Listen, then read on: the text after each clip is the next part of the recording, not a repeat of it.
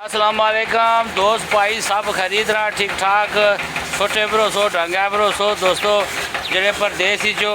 असा पाकिस्तानियों की जिंदगी एक कट्ठा बन गई है जिदा मौली सीधे करी नो जदों मर्जी आटा महंगा करी छोड़ो तेल महंगा करी छोड़ो चीनी महंगी करी छोड़ो असा चौं बंदियां तुसां सारी वाम ना पाकिस्तान ना रद कश्मीर ना सारे एहतजाज रिकॉर्ड कराने जिंदगी एक कट्ठा बन गई है पर साथ क्या आने है बिल्कुल डॉक्टर साहब दुरुस्त आखने पे हकीकत है भाई कदे एक दिन तक पेट्रोल ना रोला पे होना दूसरे दिन आटे ना रोला पे होना तो वो कट्टे वाला सिस्टम है जिसला पूरी मर्जी सीधा करें राज साहब तुम क्या पैगाम दे रहे हो जी बिल्कुल जनाब डॉक्टर साहब तुम दुरुस्त फरमाई रहे हो अच्छा इस तरह ही है जी गल ये छे साथ तुसा सर जी भाई ने गल भाई ये गल डॉक्टर साहब ने गल है ये कि जिंदगी कटा बनी है दोस्तों परदेसियों असा इतना कटा बनी है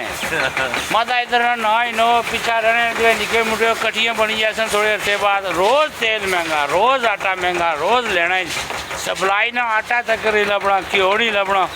तुसा ना बाहर छो असा चार बंदे तुसा नहीं खाते रोड़ा पर आई हैं ठीक है